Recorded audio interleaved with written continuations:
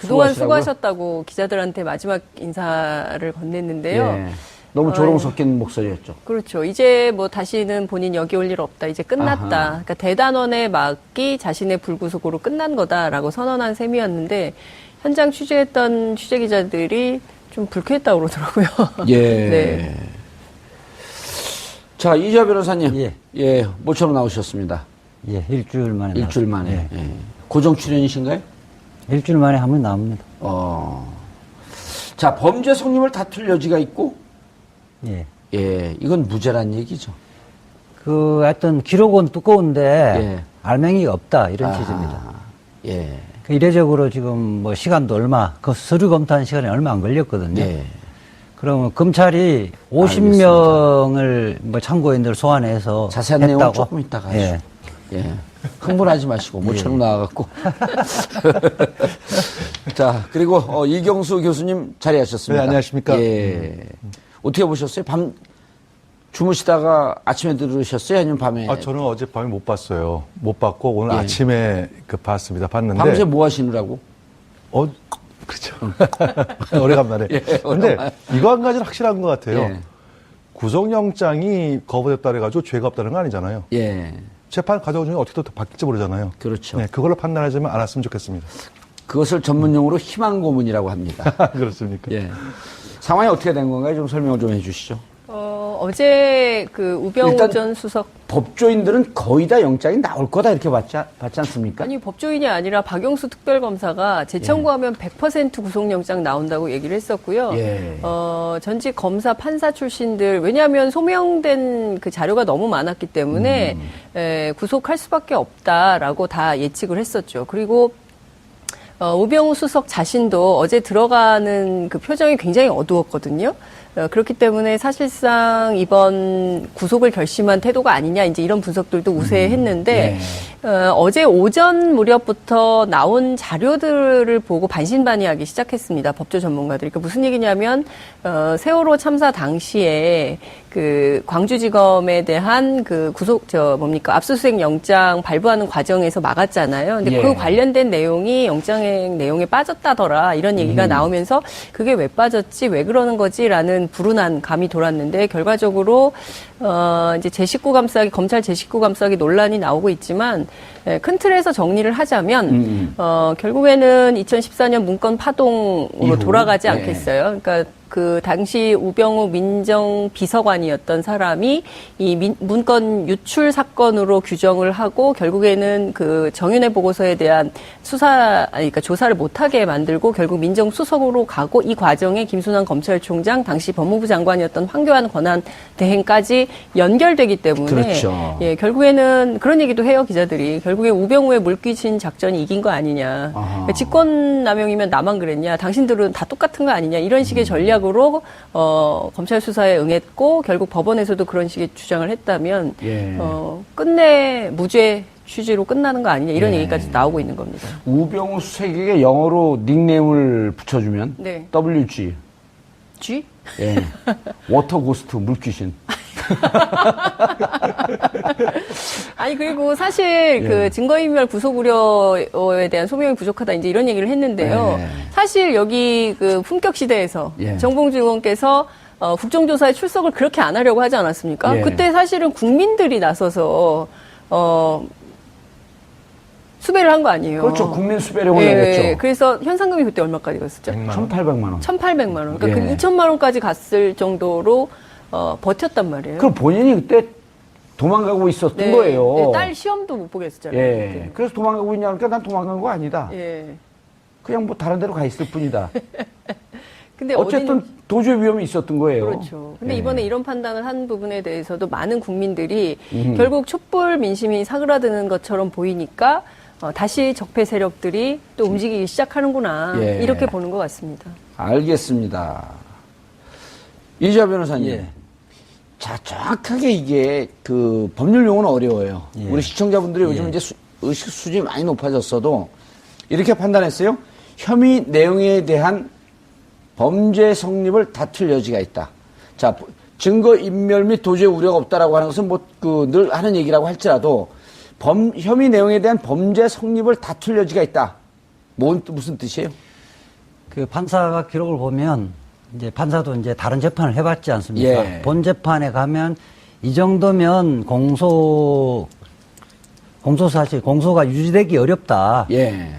그러니까 오히려 유죄보다는 무죄 쪽으로 예. 날 가능성이 높다고 판단을 하면 이렇게 하는 거예요. 음. 보통 한 70% 유죄 가능성이 있으면 소명이 됐다고 보는데 그렇죠. 그 이하라는 거죠. 예. 그러니까 기록을 쭉 봤는데 이 정도면 이거 직권남용이 되기 어려운 거 아니야? 이런 느낌을, 심정을 기록 보면서 심정이 형성됐다는 겁니다. 예. 그러면은 지금 판사 예를 들어갖고 영장 전담 판사의 탓으로 돌리기에는 우리 국민들이 정말 똑똑해졌고요. 지금 이 부분에 대해서는 권순호 판사인가요? 예. 이 판사가 짬짬이로 봐준 거 아니냐? 라고 하는 얘기는 거의 안 나와요.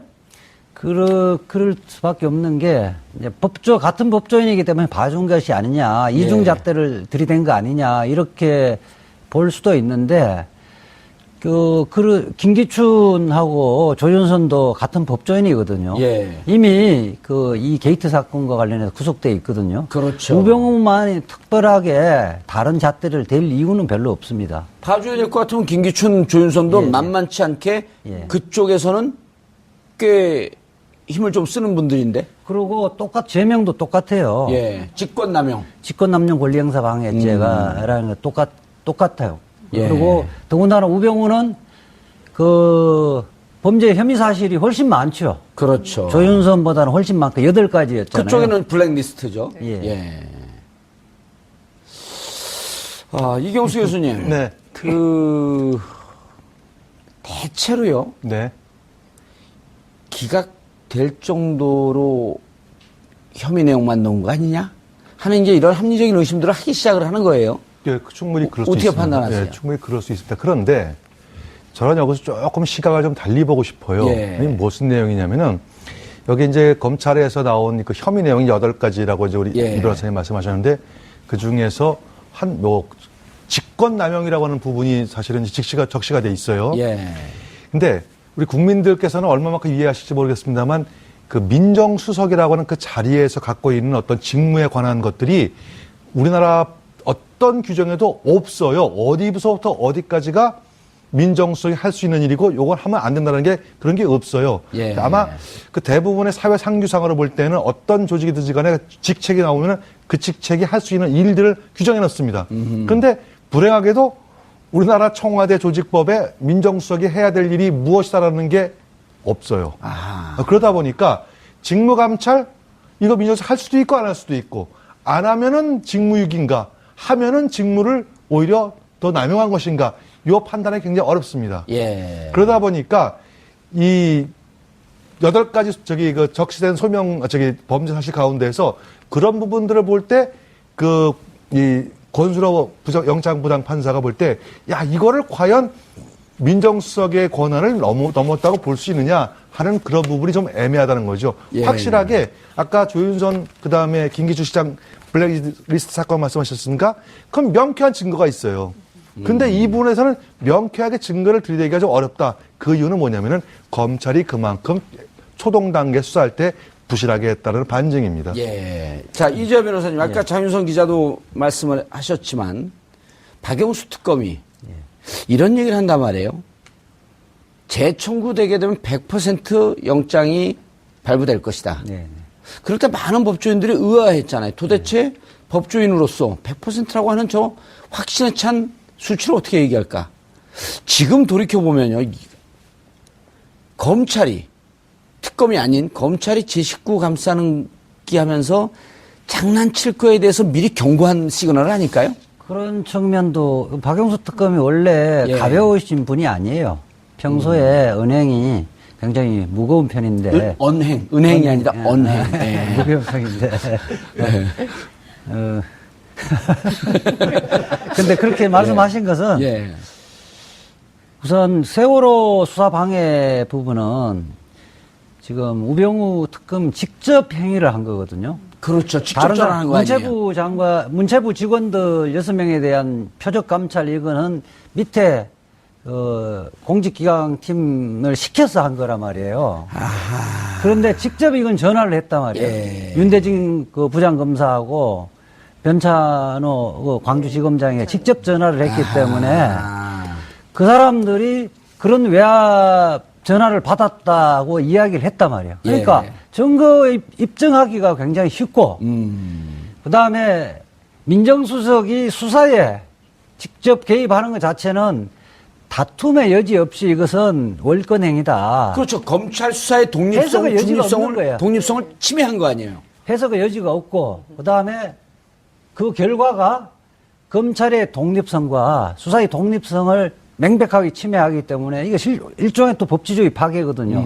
이 세 박자가 딱 떨어지는 거예요. 그렇기 때문에 다시 영장 재청구를 할 때는 이걸 1순위를 올려라. 이런 메시지가 담겨 있었는데. 박영수 특검이. 예. 근데 그걸 뺐어요? 그런데 사실은 애초부터 뺐으면 저는 뭐 말도 안 하는데 특검 수사를 이어받은 제2기 특수본이 예. 이 부분에 30일 동안 수사를 집중을 했거든요. 46명에 47명의 참고인을 부르고. 참고인 부르고 더군다나 윤대진 그 부장검사 당시 부장검사와 변찬호 지검장을 부르는 것은 검찰 수뇌부잖아요. 위선하고 상의를 하지 않고는 이 사람들 함부로 나와서 진술 안 해요. 예. 그거 기껏 다 해놓고 언론 플레이 다 해놓고 막상 영장 청구할 때는 싹 빼버렸다는 거예요. 저는 이것은 상식적으로 이해를 안 가고 안 간다는 거예요. 그 우병우 전 수석하고 모종의 약속이 있지 않을까 하는 의문을 가질지 않을 수가 없습니다. 혹은 우병우 수석이 입이 예. 검찰 수뇌부하고 니들 한번 같이 가보자 하는 이 물귀신 작전에 주춤했었을 가능성. 물론 우병우 수석이 근데 전공법으로 자신을 수사를 해오면 가만히 있을 우병우가 아니죠. 가만히 있으면 좌병좌가 되나요? 사실은 앉아있으니까. 그걸 올라가면 정윤회 문건도 검찰하고 민정실하고 그 합작해서 예. 물꼬를 엉뚱한 방향으로 틀어버린 그렇죠. 거잖아요. 그때부터 올라가야 되는 동업자였던 거죠. 예. 거예요. 아하. 동업자. 예. 야, 살벌하게 말씀하시는데. 이경수 교수님, 동업자라고 하는데 갸우뚱하신 저는 이 이유가. 생각이 들어요. 예. 한간에서 말씀하시기를 우병우 수석에 대해서 법꾸라지라는 말을 쓰지 않습니까? 예. 그 왜 법꾸라지라고 할까요? 그만큼 우병우 수석이 빠져나갈 구멍을 다 만들어놨다는 얘기예요. 아, 나 법꾸라지라고 왜 그렇게 해서 대답하려고 막 그랬어. 그랬어요.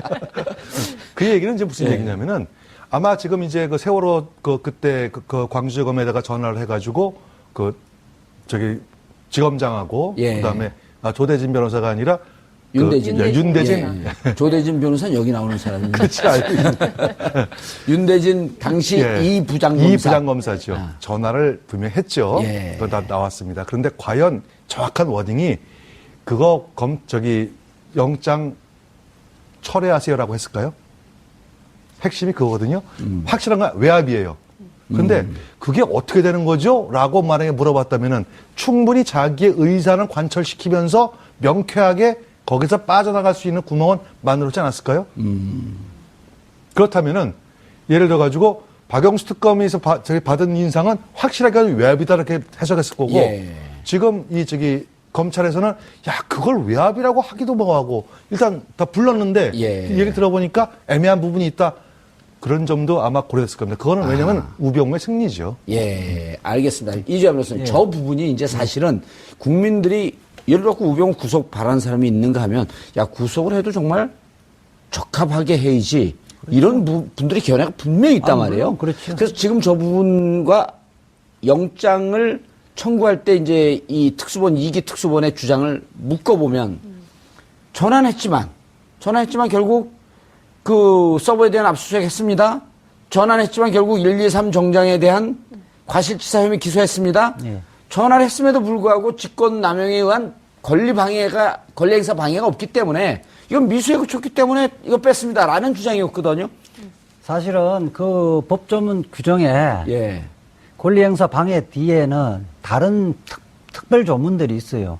결과를 예상됐을 때만 가중처벌하는 규정들이 있는데 여기는 물론 미수 규정은 없어요. 예. 근데 권리행사 방해죄는 직권을 남용해서 수사를 하는 검사나 경찰들에게 실질적으로 영향을 미치면 이미 기소가 돼버리는 거예요. 이거 내가 서버에 대해 압수수색을 해야 되나 말아야 되나? 망설이는 정도면 결과가 발생한 거예요. 받은 분이 나중에 나 영향 안 받았습니다. 무슨 영향을 받아요? 내가 이렇게 당당한 사람인데 이랬으면 그거 관계없이 객관적으로 봐야 되거든요. 이 정도면 객관적으로 자기의 실질적으로 인사권을 틀어진 사람이 그렇게 전화했을 때 실질적으로 심리적으로 영향을 미치지 않았을까? 이것 좀 한 번 더 생각해야 되는 거 아닌가? 이 정도만 하면 이미 권리 행사가 방해됐다고 보는 거예요. 즉 이런 거를 현실적으로 방해될 필요가 없고 방해될 위험성이 있으면 방해될 위험성. 이런 거를 법률상 추상적 위험범이라 그러거든요. 추상적 위험범이. 현실적으로 결과가 나타날 필요는 없다는 거예요. 추상적 위험범이. 위험범. 그러니까 방해할 가능성. 위험범. 이걸 다른 변호사들도 이런 표현을 알죠. 그걸 알죠. 법률 용어니까. 마치 혼자만 아는 것처럼 크게 얘기를 그러니까 해갖고. 쉽게 이야기하면 주춤하거나 망설일 정도면 이미 영향을 준 거라는 거예요. 알겠습니다. 근데 실제로 그 민정수석이 검찰총장이나 법무부 장관에게 전화해서 뭐 업무와 관련된 협의를 할 수 있지만 현장에 있는 수사검사에게 직접 전화하는 것 자체가 권리행사 방해에 해당되는 거 아니에요? 그러니까 지금 바로 얘기한 전화 받고 주춤하는. 그거하고 좀 다르죠. 두 가지 요건이에요. 일단 직권을 남용해야 되고 권리 행사를 방해해야 두 가지 요건이 다 성립해야 되는데 전화를 해서 꼭 굳이 그거 서부 압수 할 필요 있어요? 이렇게 이야기하는 거는 직권 남용이고요. 그로 인해서 윤대진 검사가 추상적 위험성. 좀 생각해 봅습니다. 실질적으로 1시간 정도 좀 망설이다가 그래도 내가 검사인데 그 다음날 했다는 거 아니에요. 그 다음날. 그러면 그것이 이미 권리 행사를 방해한 거라는 거예요. 그러니까 두 가지 구성 요건을 다 충족했다는 겁니다. 알겠습니다. 이 교수님. 하나만 제가 말씀드리면 검찰이 지금 해명을 어떻게 하냐면 사실 월요일 날도 기자들이 확인하려고 하는데 제대로 안 가르쳐 줬어요. 그러니까 영장 실질심사 하는 날 비로소 알았는데 정확하게 알았는데 그 해명이 뭐냐면 권리행사 직권남용 권리행사 방해죄는 미수범 처벌이 없는데 처벌 규정이 없다 그랬죠. 아까 그 의원님 말씀하셨듯이 실질적으로 영향을 안 받고 행사했지 않느냐 수사권 행사했지 않느냐 이렇기 때문에 이거 죄가 성립하지 않아서 안 했다고 그랬거든요. 그러면 30일 동안 수많은 검사들을 동원해서 특히 당시에 수사했던 검사들까지 진술을 확보를 하는 것은 뭐였냐는 거죠. 쇼한 거냐? 아니면 그때는 몰랐다가 이제 와서 영장 청구서 작성하다 이제 알았다는 거냐? 앞뒤가 안 맞는 거예요. 저는 그래서 이거는 명백히 봐주기 위한 것이었다 이렇게 보는 거예요. 알겠습니다. 법조 관계자들이 그런 얘기를 많이 하더라고요. 지금 정말 봐야 되는 것은 검찰의 수사 기록이다. 그러니까 실제로 윤대진 검사가 어떻게 진술을 했는지, 그리고 변찬호 지검장이 뭐라고 얘기를 했는지, 그리고 관련된 질문을 검찰이 하기나 한 건지 조사 과정에서. 그것도 포인트네요. 검찰이 예를 갖고 윤대진 지금 2차장 해갖고 부르긴 했는데 불러갖고 차 한잔 마시면서 딴 얘기만 하고 팔짱 끼고 있어. 그리고 우리가 남이가 우리가 같이 살아야 되지 않나?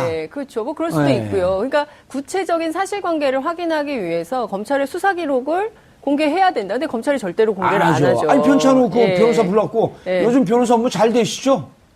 쫄죠. 쫄진 않죠. 이게 누이 좋고 매부 좋은 게 우리 사회 습성 아닙니까? 그러면 딱 위축이 되죠. 그렇게 결과적으로는 그 검찰 내부에 있는 이른바 우병우 라인들이 여전히 살아있는 것이고 그 우병우 라인들이 살아서 그러니까 촛불 민심이 좀 줄어드니까 반격을 하는 거라고 볼 수밖에 없는 거죠. 알겠습니다. 교수님. 그런데 자, 요 문제는 뭐 대충 얘기가 좀 정리가 된 것 같고 정작 중요한 건 이제 우리가 2014년 11월 12일로 거슬러 올라가지 않더라도 8월 13일 전화 통화를 해요. 2016년 지난해 8월 13일이죠. 이때 뭐냐면 정강 처갓집 회사인 정강이 문제가 되기 시작하는 날입니다. 그때부터 10월 26일까지 25일까지 자그마치 2달 이틀 동안 거의 뭐 1000통화 가까운 전화를 했다는 거 아니에요? 수사국장, 검찰총장, 중앙지검장. 그래갖고 이거 조사하고 오늘 기자들이 기각된다고 기자들이 물어봤어요. 그 노승권 1차장. 1차장한테 물어봤어요. 이 수상 전화한 거, 이거 업무 관련해서 전화한 거 아닙니까? 이거 직권남용 아닙니까? 물어봤더니 전화한 게 무슨 죄가 됩니까?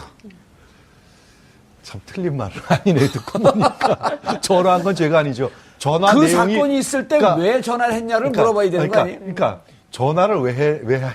그게 검찰의 임무 아니에요. 이 당시 이렇게 수없이 많은 전화가 갔는데 거기서 구체적으로 어떤 내용을 말씀하셨습니까? 안부 전화를 갖다 그렇게 많이 할 일은 없잖아요. 예. 분명히 이거는 정말 심증한데 물증이 없네. 아니에요. 이게 물증이 있어요? 물증이 없어도 그 위에 있는 법이 있습니다. 국민감정법. 근데 그걸로 구속시킬 수는 없잖아요. 아니, 소신껏 얘기하세요. 그 국회의원들이 사실은 뇌물과 관련돼서 예. 정치자금과 관련해서 이런 전화 통화가 있다. 이러면 통상적으로 통화 시간을 비교를 해서 사실은 추론을 해버려요. 예. 판사가 판결을 쓸 때도 그렇고 선거법에서도 2시간 40분인데 앞뒤 빼면 실질적으로 2분 41초면 예. 앞뒤 뭐 41초 빼고 이거 2분 동안 했던 그러면 굳이 왜 그런 해필 그 타임에서 전화했느냐. 예. 그렇게 묻고 묵묵부답하더라도 판사의 심정에 다 영향을 미치는 거거든요. 오늘 사실은 기자들이 영장 기각돼지면서 이 부분을 집중적으로 물었어요. 우병우하고 전화 통화한 내역이요? 김순환 검찰총장하고 이영렬 검사장하고 다 통화를 했던 부분을 조사를 했느냐. 조사를 했다. 예. 실질 그러면 진술 받았느냐 확인해 줄 수 없다. 어허. 그럼 어떤 식으로 수사를 했느냐 확인해 줄 수 없다. 수사가 한 거는 분명하다. 이렇게만 이야기한 거예요. 예. 검찰이 지금 제정신을 못 차리고 있는 거예요. 사실은 우병우에 대한 그 영장 문제, 수사 문제는 검찰이 사실은 국민의 그 심판대에 올라와 있는 거거든요. 저는 그렇게 생각하거든요. 내가 적폐 세력이다. 자기 정권은 적폐 1호로 나를 손봐달라는 지금 선언이나 마찬가지라고 봐요. 그럼 또 훌륭한 분들이네요. 그럼 또 훌륭한 분들이야. 나를 손봐라는 것은. 그렇죠. 예. 그러니까 자백하는 거죠. 적폐 세력임을 자백하는 거예요.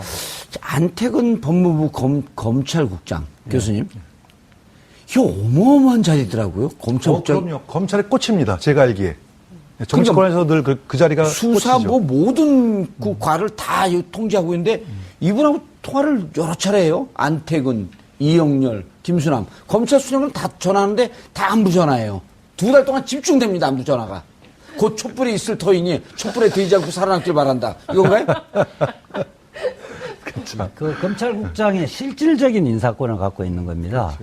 그러니까 물론 청와대 민정수석과 대통령, 최종적으로 대통령이 인사권을 갖고 있지만은 예.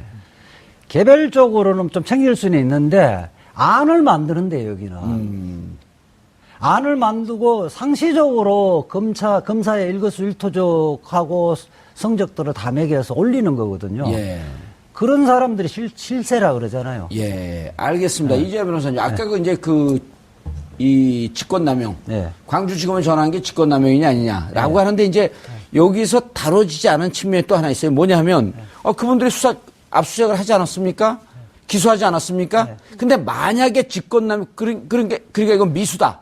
이랬는데 그 윤대진 부장검사와 그다음에 변찬우 지검장이 전화를 받고 자기가 해야 될 것을 안 하면 두 사람은 직무유기에 공범이 되는 거 아니에요? 그렇게 되죠. 사실은 예. 그걸 따라도 위법한 명령에 따르는 것은 면책되지가 않거든요.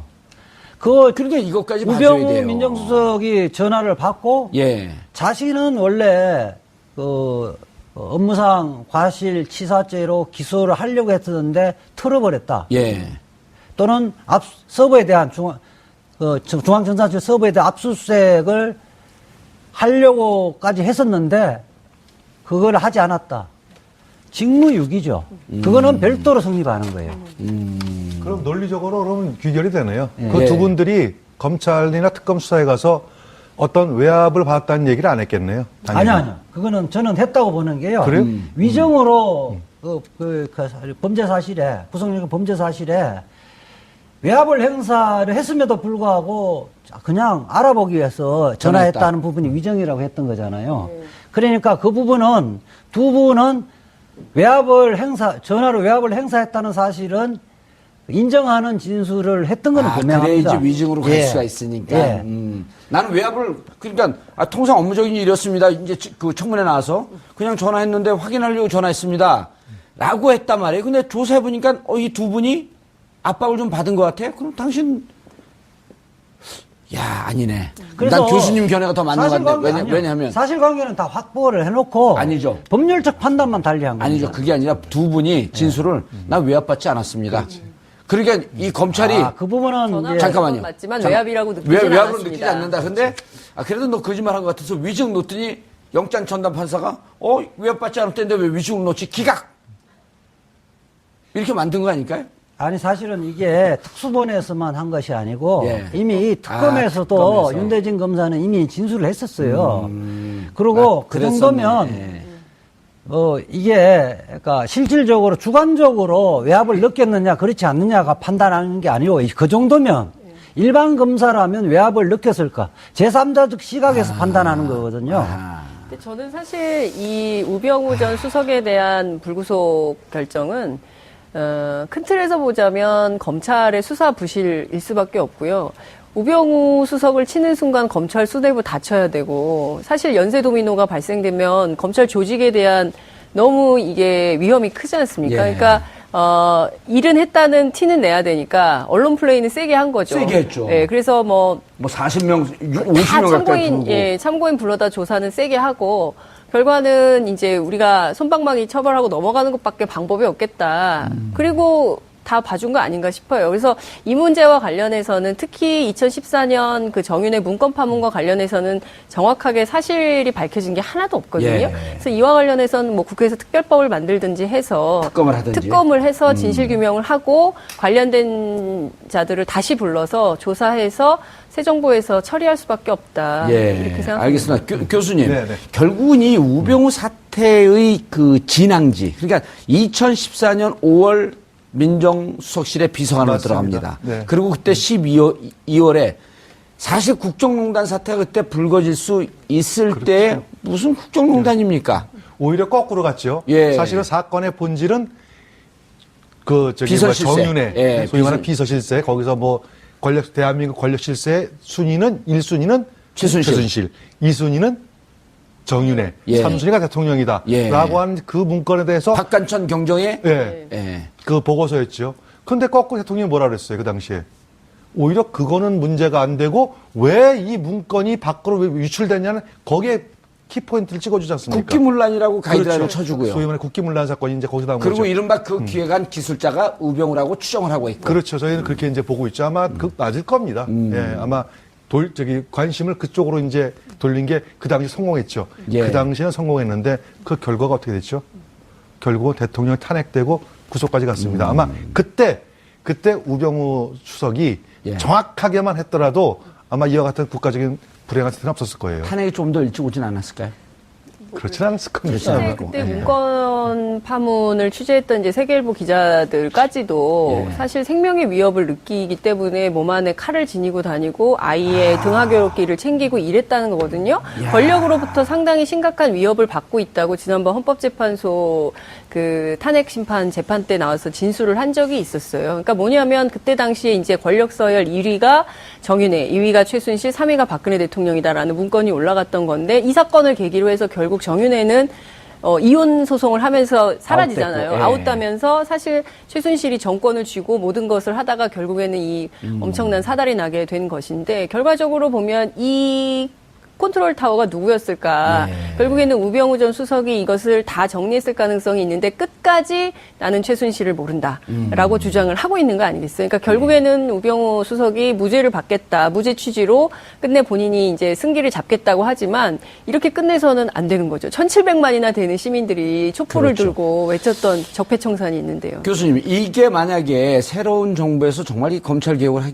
하려면 물론 이제 수사권, 기소권 분립, 그다음 공수처 이런 여러 가지 내용들도 있지만 사실은 모멘텀, 계기를 잡아줘야 되거든요. 그렇죠. 2014년 12월에 있었던 이른바 비선실세 문건 사건, 이건 재조사해야 되는 거 아닌가요? 아마 조사가 되지 않겠어요? 저는 그렇게 보여집니다. 예, 그거는 이제 그 왜 이제 문제가 됐냐면은 가장 커다란 게 예. 일단 문건 유출된 거 아니에요. 어쨌든 간에 예. 표면적 문건 유출 아니에요. 그럼 거기에 대한 문건 유출에 관련된 국가 기밀이니까 예. 당연히 그걸 수사를 해야죠. 그걸 수사를 하다 보면 이제 본격적으로 수사가 더 누가 넓어진다고 막았는지. 봐야죠. 예. 그렇죠. 어떻게든지 그 내용이 다 밝혀져야 될 겁니다. 예. 그 다음에 모멘텀 말씀하셨는데 저기 검찰 개혁은 이래요. 지금 우리나라 이제 이 헌법 개정할 때 반드시 들어가야 되는 게 예를 들어 지금 기소 독점주의 아니겠습니까? 검찰에 대해서 예. 이 부분은 상당 부분 좀 아마 개정되겠다가 아마 제가 알기에 대부분의 그 대통령 이번에 선거에 나오신 후보들이 다 검찰 개혁 얘기하시는 것 같더라고요. 예, 기소권, 수사권 분립은 5명이 공이 다 얘기하고 네, 있죠. 그래서- 홍준표 후보는 이렇게 얘기했죠. 가만히 있다가 뭐라고 얘기했네? 나는 찬성 안 할 줄 알았죠? 저도 찬성입니다. 그렇게 얘기했어요? 이렇게 똑같이는 안 했고, 예. 그렇게 살짝 약을 올리면서 결국 수사권, 기소권 분리해야 된다. 그래서 5명 다 찬성한 거죠. 그렇죠. 예. 그래서 누가 어떤 분이 대통령이 되시든 간에 제가 볼 때 검찰 개혁은 아마 거의 피할 수 없는 것 같아요. 다만 이제 요거는 있어요. 공수처 설치하느냐 안 하느냐에 대해서는 조금 제가 볼 때 결례가 좀 다른 것 그렇죠. 같고. 하지만 어쨌든 이대로 가서는 대한민국 검찰을 이대로 갈 수는 없다라는 것은 예. 공통된 인식이기 때문에 아마 큰 변혁은 일어날 것으로 보여집니다. 예. 지금 재밌는 얘기가 검경 수사권 조정 얘기가 또다시 나오는데요. 만약에 경찰이 우병우 전 수석을 수사했으면 100% 구속됐을 거다. 검찰이 수사했기 때문에 이게 제대로 안 된 것이다. 경찰에게 수사권 주고 수사해봐라 하면 아마 제대로 했을 거다. 이런 예. 얘기를 하고 한마디로 있습니다. 정리하면 우병우가 우병우를 수사한 거예요. 아니, 우병우의 수사를 우병우 아바타가 그러니까 본인이 한 거라고 본인이 한 거다. 마찬가지죠. 가끔 가다 이렇게 1년에 한 번, 한 2년에 한 번씩 이렇게 아주 그럴듯한 얘기들 하세요. 예. 그런데, 자, 이제 요 얘기를 조금 더 받아서 가면요. 수사권, 기소권 분립하게 되면 어쨌든 수사권이 단지 경찰에만 넘어가는 게 아니고 고위공직자에 대해서는 공수처로 가고 이게 일란성 쌍둥이처럼 묶어가는 거 아닌가요? 그러니까 기본적으로 예. 경찰인데 뚝 떼어서 경찰인데 주는 것이 아니고 기본적으로 수사청과 기소청을 분리시키고 그다음에 수사청에. 아까 권력형 비리나 이런 부분은 고위공직자 비리 수사처를 만들고 예. 이제 검사들도 수사를 하고 수사검사와? 싶은 사람은 수사청에 오는 거예요. 수사청에, 예. 그러니까 한 사람에게 모든 것들을 독점을 해주면 안 그리고 된다는 거예요. 경찰도 그 수사청의 일부에 그럼요. 경찰서가 있고 예. 그래서 수사청 안에는 경찰, 그다음에 수사검사, 그다음 이동은 안 되는 거죠. 그렇죠. 예, 이동은. 그러니까 기소 담당하고 싶은 사람은 검사가 돼서도 기소청에 있고, 예. 그다음 수사청에 가고 싶은 사람 수사청에 가고. 예, 그렇게 하면 경찰이 결국 뭐 지금 능력이 되느냐 이런 문제는 해소되죠. 그렇게. 그렇죠. 예. 알겠습니다. 자, 그런데 이것도 이제 좀 교통 정리 좀 해주실 필요가 있는데 같은 시간에 네. 특검에 그렇게 토요일이든 일요일이든 나와서 수사에 협조했던 고영태 씨가 전격 긴급 체포인가 아니면 구속영장 집행인가? 체포영장 집행을 한 거죠. 아, 체포영장 집행. 오보들이 좀 나왔는데. 긴급 체포가 아니고. 체포영장은 무슨 말고 차이죠? 긴급 체포는 예. 혐의가 있다고 해서 나 지금부터 당신을 체포한다. 이렇게 하면 48시간 내에 영장을 청구해야 되는 거고요. 체포영장은 소환에 불응했을 때 법원에서 이미 영장을 발부받아서 집행하는 겁니다. 예. 교수님, 그런데, 예. 주진우 기자가 이제 약간 이렇게 그 블러핑, 기름이 좀 있더라도, 이렇게 얘기했단 말이에요. 변호사가 출석 일정을 조정 중이었다. 도망가겠다는 뜻도 아니고, 출석 안 하겠다는 것도 아니었고, 네네네. 그런데 체포영장을 그 같은 시간에 뭔가 또 기술이 들어간 듯한 냄새가 나지 않나요? 근데 저도 이제 그 기사 받고 그다음에 그 검찰 수사관이 그 고영태 씨가 살고 있던 기흥이라는 아파트까지 가서 바로 문을 뜯었더군요. 예. 그런데 이제 예를 가지고 긴급 체포를 할 때는 뭐 그런 일은 충분히 있다고 봐요. 예. 뭐 영화에서도 많이 장면이 나왔지만 다만 이제 이런 건 저는 이 생각이에요. 두 가지로 분리해 볼 수가 있는데 예. 과연 고영태라는 사람을 어떻게 생각하신가에 대해서는 인식은 좀 다르죠. 다를 수 있다. 예. 예를 들어 가지고 내부 고발자 순수하게 그래서 마치 뭐 엘리자베스 매닝과 같거나 아니면은 과거에 뭐 이문옥 감사관 또 이지문 중위와 같은 정말 사회 정의 공익을 위해서 자기 희생한 내부 고발자냐 예. 아니면은 자기의 사익을 추구하다가 결국은 뜻을 못 이루니까 내부 고발자로 됐느냐? 예, 요거는 좀 이제 좀 차이는 좀 있다고 보여져요. 예, 예. 그래서 일방적으로 고영태 씨를 비난하고 싶은 생각도 없지만 그렇다고 해서 일방적으로 고영태가 뭐 잘했기 때문에 마치 의원화 할 필요는 없다. 예. 그 생각이 듭니다. 그래서 예. 요 체포영장 요 관련해가지고는 사실은, 지금 뭐 앵커께서 말씀하셨듯이 좀 주진우 기자 표현에 되면 이미 변호사 선임되어 있는데 검찰이 서두른 거 아니냐. 마치 예. 뭐 어떤 우병우하고 같이 빠다치기 위해서 한 게 아니냐라고 예. 하는 부분도 분명히 있을 수는 있어요. 그러나 꼭 그럴 것은 아니라고 보여집니다. 제가 오전에 예. 그 고영태 변호인하고 통화를 하고 왔었는데 김모 변호사요? 네, 예. 통화를 하고 왔었는데 금요일 날 일방적으로 해서 월요일 날 나오라 그랬다고 합니다. 예. 금요일 날 전화해서 월요일 날 나와라고 했는데 지난주 금요일 날에서 예. 이번 주 월요일 날 예. 나와라. 그러니까 이제 월요일 날 주말에는 월요일 날 변호인을 선임하고 예. 변호사가 내가 이제 선임을 했다. 그래서 소환 일정을 좀 조절하자. 이렇게 지금 이야기되어 있고 우편으로 선임계는 제출하겠다. 이랬었는데 그 검사 이야기는 변호인이 선임계도 제출 안 된 상태 불속 전화 와서 예. 일정 조정을 하고 이러니까 우리 그때까지는 우리 도달을 안 했다. 그래서 월요일 날 나오라 그랬는데 안 나왔기 때문에 화요일 날 밤에. 체포영장 예. 발부받았다. 이렇게 이야기하거든요. 그런데 사실은 지금 고영태 같은 경우는 검찰이나 특검에 수차례 가서 진술을 다 했었거든요. 소환에 불응한 적이 없고. 소환에 불응한 적이 없고 도저히 위험도 없고. 그 다음에 지금 경찰에서 검찰로 사건을 뭐 사기 사건 이 부분은 다 혐의 없으면 올라갔었고. 예. 그 다음에 지금 알선수재 문제 인천 세관 뭐 사무관 관련해서 예. 승진 관련해서 2천만 원을 수수했다는 의혹 부분은 뭐 최근에 나온 것이 아니고요. 그 긴급성이 별로 없어요. 이미 오래전서부터 나왔죠. 네, 긴급성이 뭐, 없어서 그게 저는 또 때마침 긴급성이 시간대도 없다. 아하. 그 지금 우병우 영장 기각인 나기 직전 타이밍에 예. 체포영장을 집행했잖아요. 이미 그러니까 저는 물타기의 성질도 있다고 봐요. 예. 장윤성 기자님, 그 다른 판단하고 있다 지금 얘기를 들어보니까 네. 시간상으로 네. 대단히 흥미로운 시간들이 나와요. 금요일 날 전화해서 월요일 날 나와라. 월요일 날은 우병우 영장 청구하는 날이거든요. 네. 그럼 영장 청구하는 날 영장 청구에 대한 관심을 좀 흐트러 놓기 네. 위해서 그렇죠. 고영태라고 하는 핫한 인물을 네. 띄우려고 했던 거 아닌가? 라는 의혹을 가져보기에 충분한 개연성이 예, 있는 그리고 거 아닌가 싶어요. 우병우 영장 기각되고 그거 보니까 그 바로 직후인 것 같아요. 네. 뭔가 스탠바이 됐다가 만약 안 되게 되면 치고 들어가려고 하는. 네. 야, 그런 우리 생각을 해볼 수 있죠. 예. 그러니까 충분히 상식적이고 합리적으로 해볼 만한 의심이라고 우리 생각. 드라마 작가 한번 할까요? 뭐 그래도 될 것 같아요.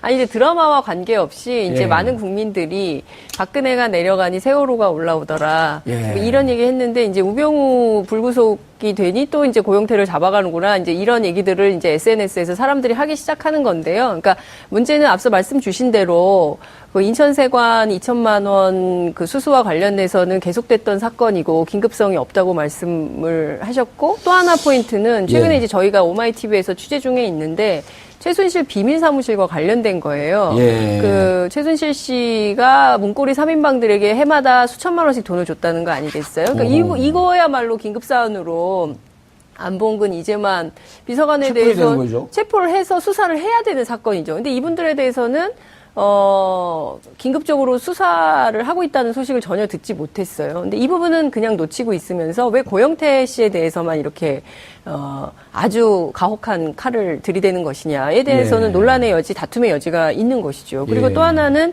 예컨대, 고영태 씨가 최순실 씨의 비밀 사무실을 검찰에 제보를 하고 압수수색의 필요성이 있다고 강조했음에도 불구하고 압수수색은 하지 않은 가운데 고영태 씨를 긴급 체포 혹은 체포하려고 체포영장을 집행하는 과정에서 1시간 40분여 동안 실랑이를 하고 이랬다면 그 자체로 검찰이 왜 이런 식의 스탠스를 취하고 있는 것인가. 그리고 시기도 묘하게 우병우 전 수석의 구속영장 실질심사와 맞춰서 했다면 여러 가지로 의심해 볼 만한 구석들이 많이 있다. 이렇게 볼 수 있을 것 같습니다. 의혹입니다. 의혹이고 예, 이제 의혹이죠. 국민들이 상식적인 차원에서 갖는 의혹을 이제 우리는 대변해야 될 그럼요. 의무가 네. 있고요. 자, 이제 이런 거란 말입니다. 그 박근혜 대통령도 계속 억울하다. 그다음 최순실도 억울하다. 그러면서 두 분이 지금 버티고 있는 단 2명의 인물인데 네. 이들이 갖고 있는 주장은 뭐냐면 고영태가 자기 사리 사욕에 욕심을 채우려고 그러다가 잘 되지 않으니까 최순실과 박근혜 대통령을 엮어서 큰 기획을 짠 거다. 라는 주장을 계속했단 말이에요. 네. 지금 고용태 긴급성이 없는데 저렇게 체포영장을 발부받아서 집행한 것이 한간의 사람들은 큰 흐름을 바꾸려고 하는 무언가 보이지 않는 손이 움직이고 있는 거 아닌가? 드라마 작가 같습니까? 드라마 작가 하셔도 되겠습니다. 제가 볼 때는 예. 별개의 문제라고 저는 보여지고요. 아, 별개의 문제. 예, 저는 별개의 문제. 이 재판에 지장은 주진 않을 것이다. 예, 예. 이미 최순실 그 다음에 또 박근혜 대통령에 대한 범죄 소명은 오죽하면 전직 대통령인데 예. 그 영장 전담 판사가 구속시켰겠습니까? 예. 수없이 많은 법조계에서 그래도 전직 대통령이니까 도주 우려도 없고 뭐 증거인멸할 그런 여력도 없는데 구속은 면해야 되는 거 아니냐라고 하면도 불구하고 영장 전담 판사가 구속을 했어요. 그건 아까 이 변호사 말씀하셨잖아요. 70%까지 충분히 소명이 됐다. 70% 이상 됐다. 예. 예, 그렇기 때문에 고영태 그 구속을 통해 가지고 이걸 흐름을 바꾼다고 하는 것은 불가능하다. 예. 제가 볼 때. 알겠습니다. 그 부분에 대해서 시간이 되는지 모르겠는데 시간 마음껏 드릴게요. 민간인 불법 사찰 2차 수사 때 이제 장진수 전 주무관을 변론했잖아요. 예. 사실은 제보자 입장에서 간 거거든요. 그래서 실질적으로 은폐한 내용 부분에서 우리가 진술하기 위해서 정보를 주기 위해서 진술하러 갔는데 그래서 진무무 과장이 예. 어디 가면 모처에 노트북이 있다 이런 것들을 다 제보를 했었는데 예. 검찰이 수사를 압수수색 나온 것은 장진수 주무관의 집에 압수수색이 나왔어요. 저는 이 사건이 이렇게 다시 오버래핑 되면서. 오버랩 되는데 그건 뭐냐면 장진수 주무관이 당시에 계속 폭로를 하고 있었는데 그렇죠. 내부 고발자였었죠. 폭로할 재료가 얼마나 남았는가를 확인하기 위해서였던 거예요. 그래서 고영태 부분의 압수수색 영장은 지금 박근혜 대통령의 기소를 하면서 자기들 일단락을 시키려고 하는데 고영태를 놔둬버리면 추가적인 뭔가를 더 나올 가능성이 있기 때문에 그 부분을 차단하기 위해서 긴급하게 했다는 거죠. 그렇게 보인다. 한 가지만 꼭 말씀드리고 싶은데. 아니, 이분들이 시간을 뭐 그냥 몇 점을 내놓고 쓰는. 아니, 장진수 주무관도 마찬가지고요. 대한민국에서 사실은 이른바 이제 그 공익제보자. 내부 고발자. 예, 공익제보자, 이제 휘슬블로어에 대해서 아무런 법률 조치가 하나도 없어요. 그러니까 그 문제가 나온 게 90년대거든요.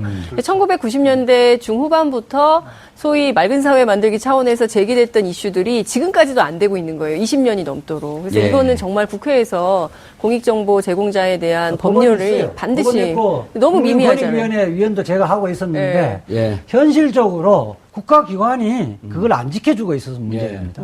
공익제보자에 대한 법적 대응은 다음에 얘기하시죠. 네네. 우병우 전 민정수석이 구속영장이 기각됐습니다. 저희는 할 말이 많지만 그만큼 국민들의 속은 시꺼멓게 타들어갑니다. 이 타들어간 만큼 검찰개혁의 욕구는 높습니다. 검찰이 피하고 싶겠지만 이제 다가오는 새로운 정부에서 검찰개혁은 피할 수 없는 역사적 소명이 될 것입니다.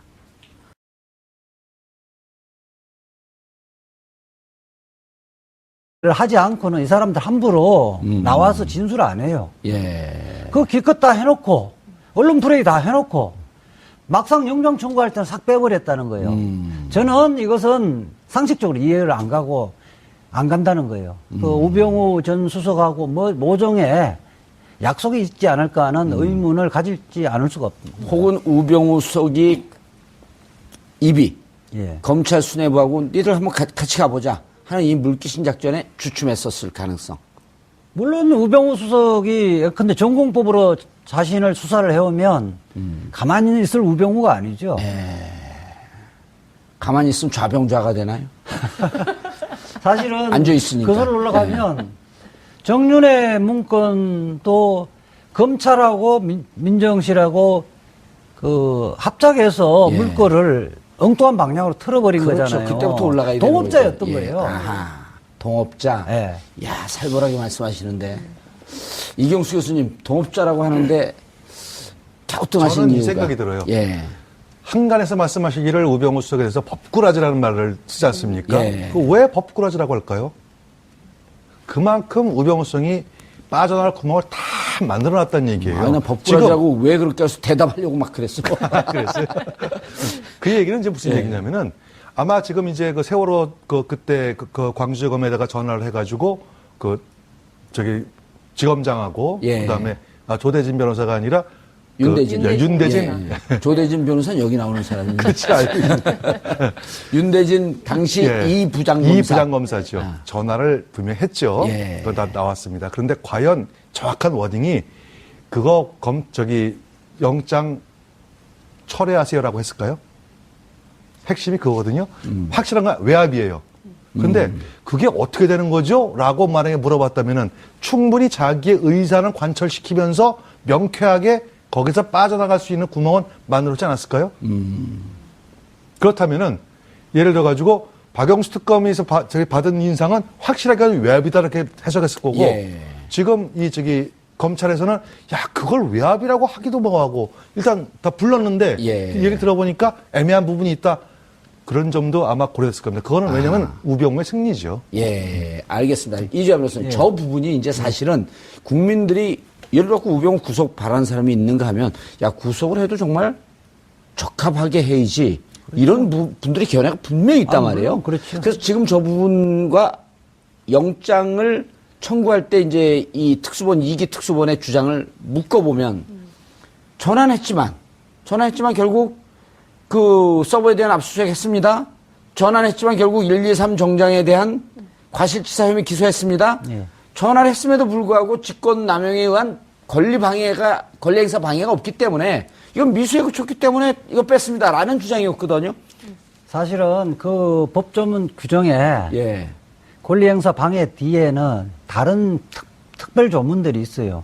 결과를 예상됐을 때만 가중처벌하는 규정들이 있는데 여기는 물론 미수 규정은 없어요. 예. 근데 권리행사 방해죄는 직권을 남용해서 수사를 하는 검사나 경찰들에게 실질적으로 영향을 미치면 이미 기소가 되어버리는 거예요.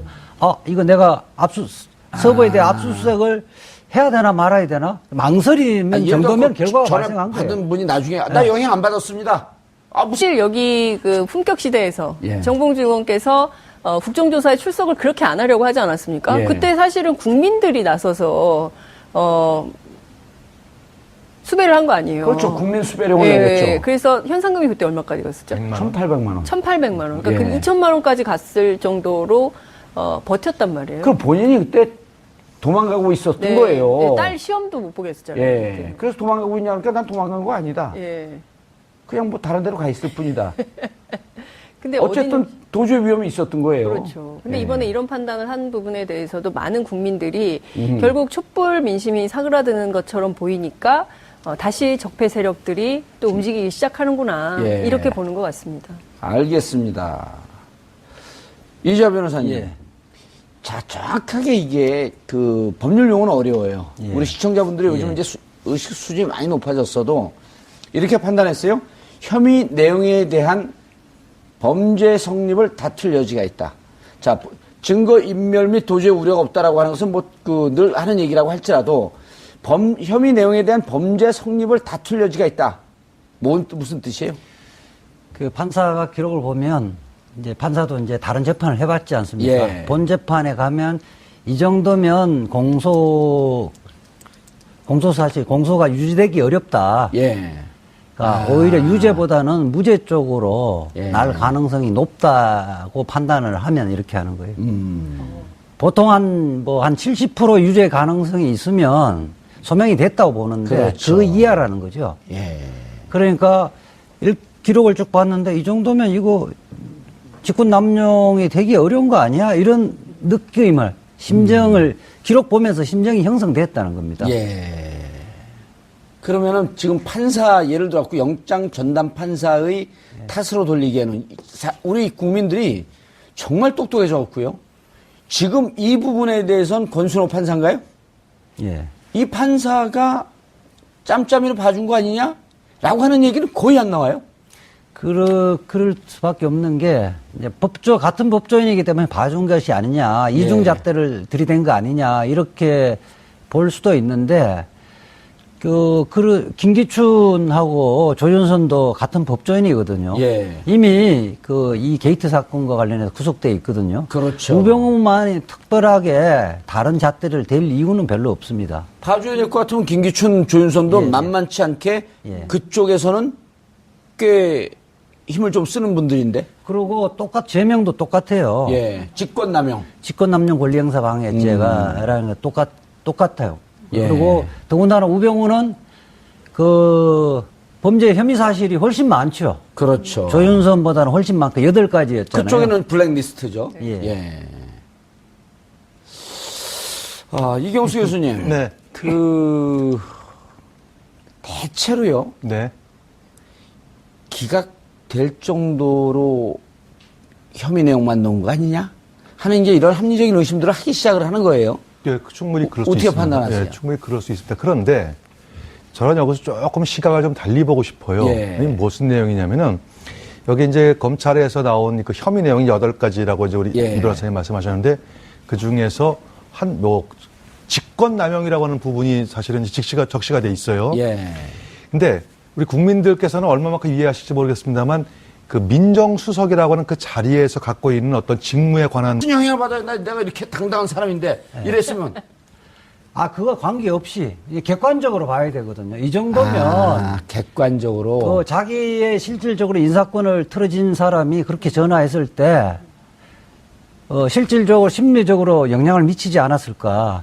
이것 좀 한 번 더 생각해봐야 되는 거 아닌가. 이 정도만 하면 이미 권리 행사가 방해됐다고 보는 거예요. 즉 이런 거를 현실적으로 방해될 필요가 없고 방해될 위험성이 있으면 되는 거예요. 방해될 위험성. 예. 예. 이런 거를 법률상 추상적 위험범이라 그러거든요. 추상적 위험범이. 현실적으로 결과가 나타날 필요는 없다는 거예요. 추상적 위험범이. 위험범. 예. 그러니까 방해할 가능성. 위험범.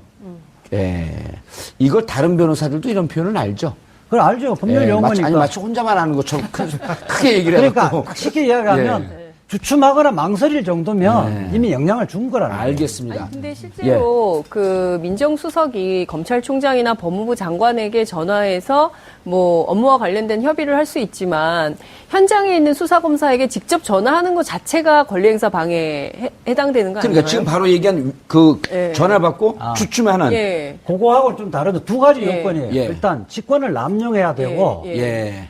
권리 행사를 방해해야 두 가지 요건이 네. 다 성립해야 되는데 전화를 해서 네. 꼭 굳이 그거 서부 압수 할 필요 있어요? 이렇게 이야기하는 거는 직권 남용이고요. 네. 그로 인해서 윤대진 검사가 추상적 위험성. 좀 생각해 봅습니다. 네. 실질적으로 1시간 정도 좀 망설이다가 그래도 내가 검사인데 그 다음날 했다는 거 아니에요. 네.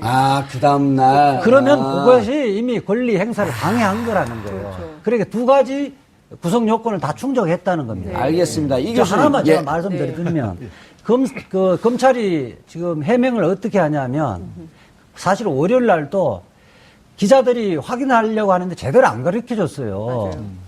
그러니까 영장 실질심사 하는 날 비로소 알았는데 정확하게 알았는데 그리고 해명이 뭐냐면 권리행사 직권남용 권리행사 방해죄는 미수범 처벌이 없는데 처벌 규정이 없다 그랬죠. 아까 그 의원님 말씀하셨듯이 실질적으로 영향을 안 받고 행사했지 않느냐, 수사권 예, 행사했지 않느냐.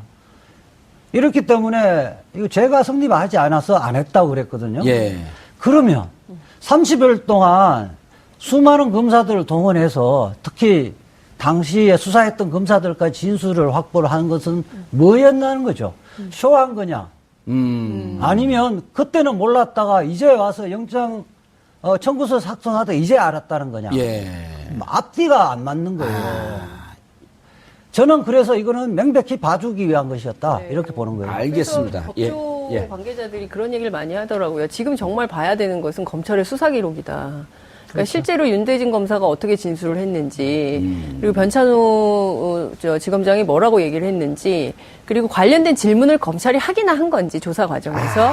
그것도 포인트네요. 예, 검찰이 윤대진 예를 갖고 윤대진 지금 2차장 해갖고 부르긴 했는데 불러갖고 차 한잔 마시면서 딴 얘기만 하고 팔짱 끼고 있어. 그러고 우리가 남이가 우리가 같이 살아야 되지 않나. 네, 그렇죠. 뭐 그럴 수도 네. 있고요. 그러니까 구체적인 사실관계를 확인하기 위해서 검찰의 수사 기록을 공개해야 된다. 근데 검찰이 절대로 공개를 안 하죠. 아니 변찬호 그 예. 변호사 불렀고 예. 요즘 변호사 업무 잘 되시죠?